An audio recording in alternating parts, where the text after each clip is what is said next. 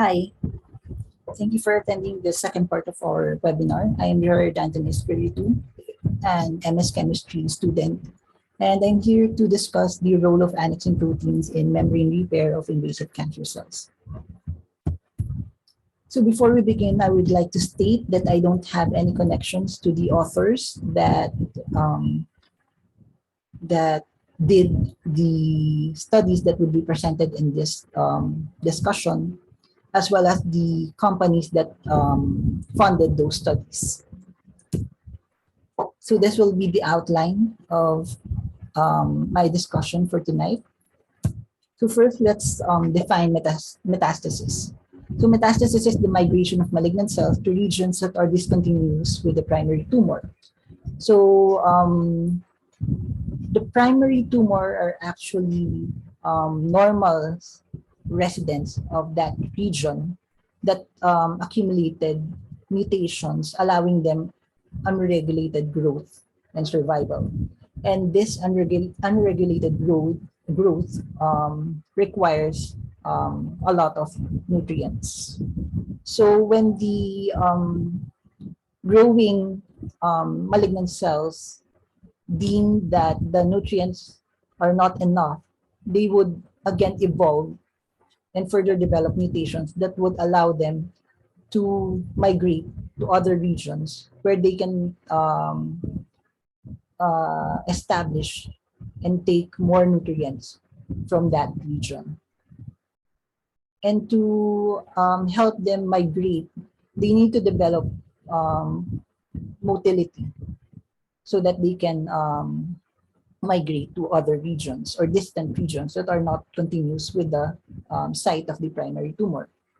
And by their motility would depend on the stretching and contraction of the cell bodies. So this stretching and contraction would pose a risk of damage to the plasma membrane. And in addition to this, they need to cross the extracellular matrix. Now, the extracellular matrix are composed of many fibers, protein fibers, and these protein fibers, when the tumor cells travel along these protein fibers, it would create an abrasion or damage to the plasma membrane. So imagine a soldier that is undergoing an obstacle course. There is a chance that they would be wounded by these steel wires. So that's the same principle as the tumor cells migrating across the extracellular matrix. And to further elucidate on the risk of injury or membrane damage by stretching and contraction, we may look at normal muscle cells. So in normal muscle cells, the muscle fibers are at risk of developing eccentric injury. Now, eccentric injury develops due to the increased membrane tension by contraction against a lengthening stretch.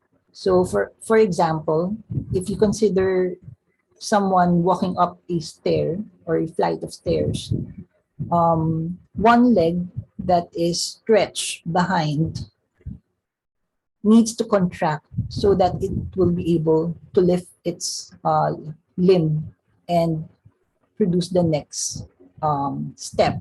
So here, this is a representative image wherein there is stretching of the muscles, and then so that to move that leg forward, they need to contract. So there is opposing forces against a stretched muscles and the contraction of these muscles. And this would create an eccentric injury. Now, the muscle cells have two strategies to prevent eccentric injury. One would be the expression of dystrophin. So dystrophin is a protein that gives elasticity to the muscle cells. And this elasticity would ease the membrane tension, preventing eccentric injury. However, if the opposing forces overcomes this elasticity, there is again, it would then produce eccentric injury or membrane damage. Now, muscle cells has another strategy to address this problem.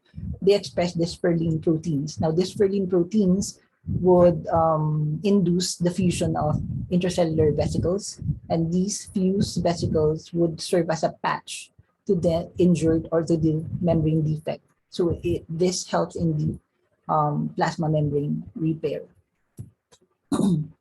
Now, they found out that dysferlin alone is not responsible for the membrane repair. They discovered that annexin A2 needs to be co-expressed with dysferlin so that it can induce fusion of these intracellular vesicles. So they did this study wherein myoblasts or precursor muscle cells, as well as myocytes or adult or mature muscle cells, were knocked down of annexin A2, meaning that by genetic manipulation, the genes responsible for the expression or the production of annexin A2 proteins were inhibited. So there is a decrease, an 80% decrease in the expression of annexin A2. And this electrophoresis shows that in the cells with knockdown annexin A2, there is no protein expression at all. And this led to the decreased levels of dysferlin. As you can see here, the intensity is lesser than those with annexin A2 expression. And this graph just shows you that with increasing time of exposure to influx of calcium, the cells that express annexin A2 had increasing levels of dysferlin, whereas those with inhibited or knocked down annexin A2, the dysferlin increase in level was not that significant. To further support this, they tried to inhibit the activity of annexin A2, meaning that annexin A2 proteins are present, but the activity is inhibited. So to do this, they use kinase inhibitors because annexin A2 needs to be phosphorylated for it to be activated. Now, here, wherein they use two kinase inhibitors, you can see that, again, the dysferlin proteins are decrease in intensity of the electrophoresis or electrophoresis profile. Now, this graph just shows you that here, wherein there is no treatment applied, annexin A2 activity is increased with the influx of calcium. And there is a similar increase in the dysferlin levels, whereas those that had kinase inhibitors, annexin A2 activity was inhibited or decreased, and this led to the decrease in the dysferlin levels. So this supports the hypothesis that annexin A2 needs to be co-expressed with dysferlin to produce membrane repair. And because of this, there was increasing interest in the annexin proteins. So they found out that annexins are actually ancient family of phospholipid binding proteins that are calcium sensitive. And the name of this family of proteins came from the Latin word annexare, which means to join or to attach. And this is due to the fact that annexin proteins aggregates and organizes the membrane in response to the increasing intracellular calcium. And further studies showed that chordates express 12 annexin proteins, so annexins A1 to A11, as well as annexin A13. And further studies showed that different annexin proteins are expressed by different types of tissues. So in neutrophils, the predominant annexin was annexin A3. In placenta and skin, it was annexin A8. In the tongue, it was annexin A9. And in the gastrointestinal tract, it was annexin A10 and A13. Now, going back to the tumor cells, since the tumors, not all tumor cells would express dystrophin, which provides elasticity, they hypothesized that the reason that the tumor cells are able to metastasize is due to the fact that they enhance their plasma membrane repair. So, to prove this, one study used breast cancer as well as cervical cancer cells and induced laser injuries to these cells. Now, this is the confocal microscopic images of these cells, and the arrow here um, indicates the point of laser injury. Now, annexin in this image, annexin A2 was labeled with a green fluorophore, and S100A11 was labeled with a red fluorophore. And this image just shows you the unfiltered image. So both green and red signals are seen in this image. And as you can see, there is an increase in intensity of the green and red signals and the combined signals wherein there was laser injury. And this graph just shows you the simultaneous increase in the red and green signals. Similarly, there were the same findings in Annexin A1 and S100A11, as well as the S100A11 and beta-actin. So they concluded that there is co-localization of annexins A2 and A11, as well as S100A11, that induces polymerization of the beta-actin proteins, allowing repair of the plasma membrane.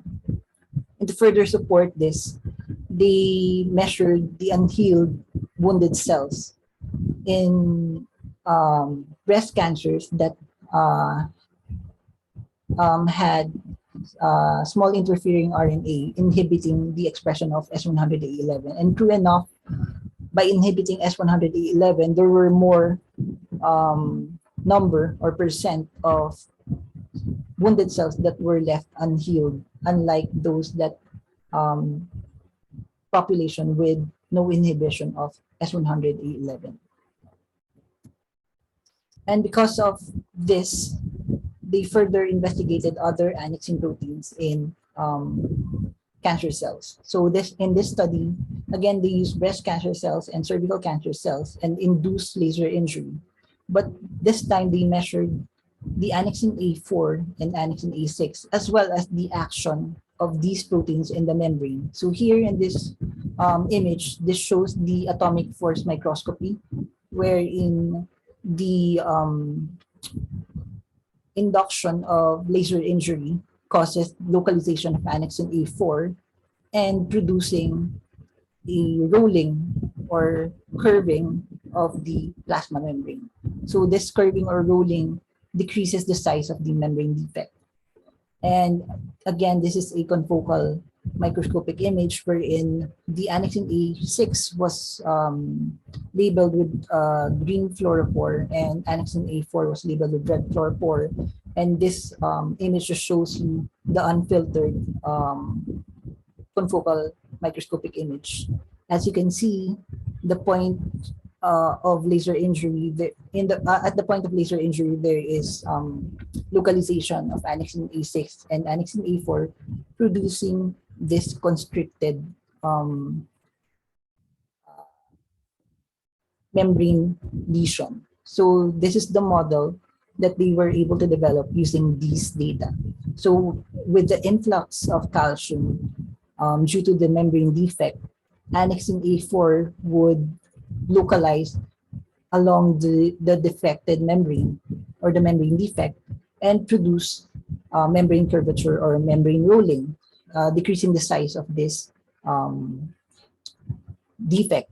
And then after that, annexin A6 would then localize at the site of injury, constricting the membrane further, closing the membrane defect.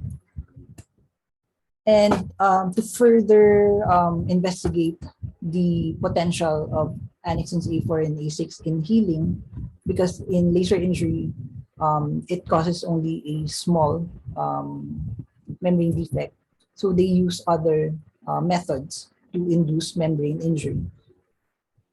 So they use detergent to induce membrane injury, a larger membrane injury. Also, they use hyposmotic stress as well as heat stress. And they found out that, and then they measured the permeability of these cells. So if there is a significant membrane defect, there should be an influx of an extracellular molecule, which they named FM143. So this is the labeled molecule that they measured. So if there is a defect, this would enter the cell through that defect. And they were able to measure the permeability of these cells. Now, in these cancer cells that overexpress annexin A4, you would see that there are less permeabilized cell across all types of injury. So, meaning that annexin A4 and A6 are efficient in the membrane repair in spite of different larger injuries. And furthermore, they tried to investigate if there is actin polymerization, and they found out that there is no actin polymerization at this stage. So meaning that since annexin A1 and A2, as previously demonstrated in the previous studies, annexin A4 and annexin A6 occurs earlier than annexin A1 and annexin A2 when there is membrane injury.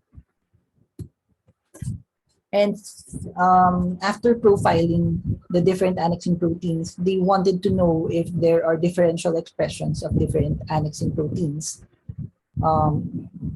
So here, they use breast cancer, pancreatic cancer, and laryngeal cancer. So this is by using immunohistochemical staining, they were able to determine the overexpression of these annexin proteins in the breast cancer. So here on the left image, they compare the normal breast tissue, the normal laryngeal tissue, and the normal pancreatic tissue with the breast cancer, laryngeal carcinoma, and pancreatic cancer cells. And they found out that using immunohistochemical staining, in breast cancers, annexins A2, A4, and A5 were overexpressed, whereas annexin A1 was not overexpressed in breast cancer, in contrast to laryngeal cancer, where all A1, A2, A4, and A5 were overexpressed. Now, in pancreatic cancer, they were not able to use human cell lines because pancreatic cancer is not that common. So they use, or they induce pancreatic cancer in golden hamster. And by using, again, immunohistochemical staining, found out that all of these golden hamster with pancreatic cancer overexpress annexin A4. Now, this study or this method just shows you the expression of annexin proteins in the primary tumor located in their local residence.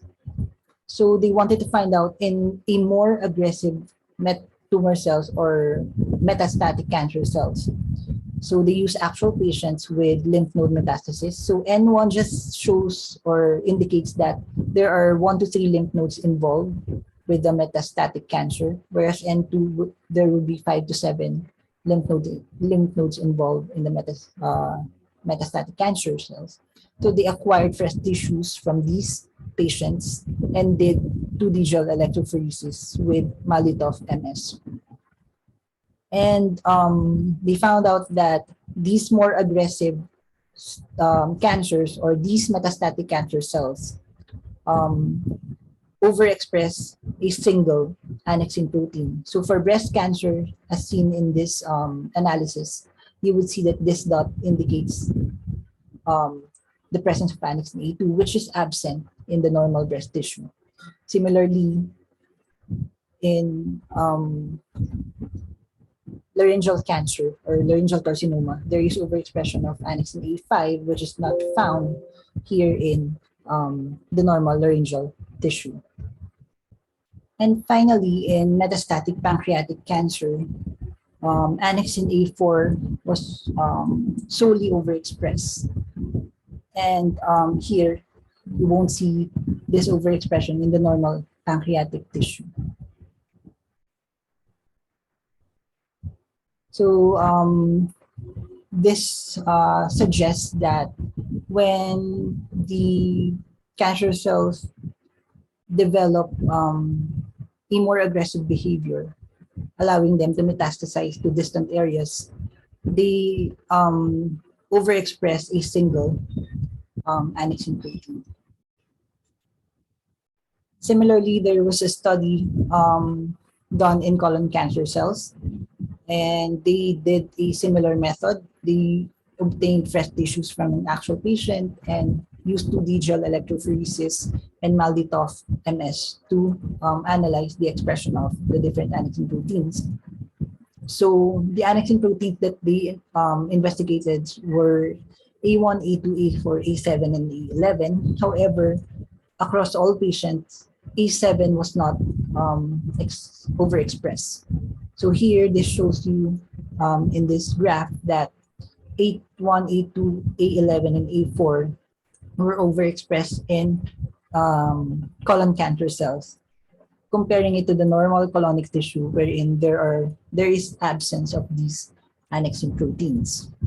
And different patients had different expression profiles. So they grouped these patients according to the annexin protein expression.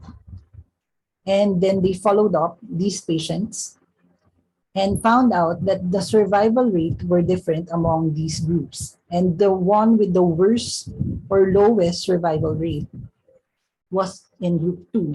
Therefore, they associated annexin A4 and annexin A11 to a more aggressive colon cancers.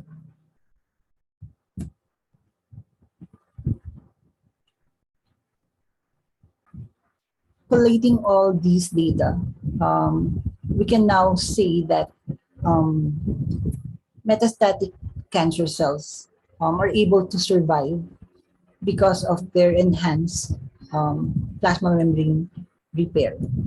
And this is due to the different annexin proteins, with annexin A4 and annexin A6 being the immediate annexin proteins that would respond to a membrane injury, producing membrane curvature and constriction to repair the defect in the membrane. And if this fails, annexin A2 can induce disperlin that would produce vesicular fusion, and this fused vesicles would patch the membrane defect. Also, together with annexin A1 and S100A11, they can induce actin polymerization to further correct the membrane defect. Also, annexin A5 plays a role in actin polymerization. And for unknown mechanism, annexin A11 are overexpressed in colonic cancer that allows them enhanced membrane repair.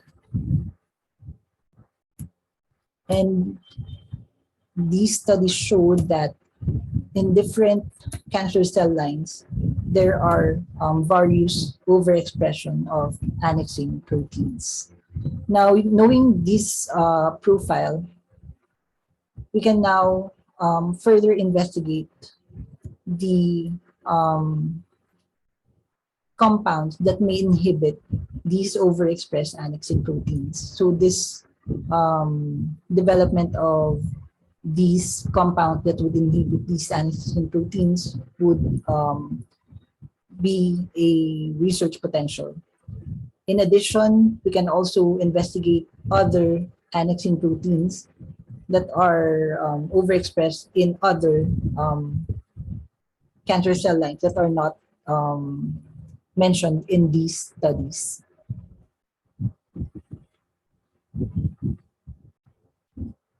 Furthermore, by molecular characterization, meaning that knowing these pathways as well as the structures of the annexin proteins, we can develop or predict interactions. So we can develop models that would consider the structures of these molecules as well as its interactions with other molecules, and possible synthetic compounds.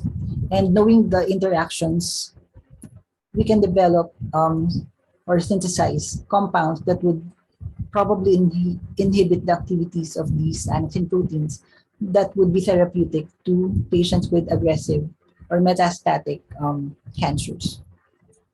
And this is where the different branches of chemistry can come in.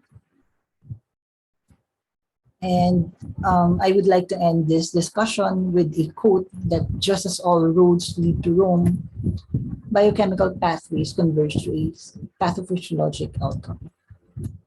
Thank you for your attention, and these are my references for this discussion or presentation. The floor is now open for your questions.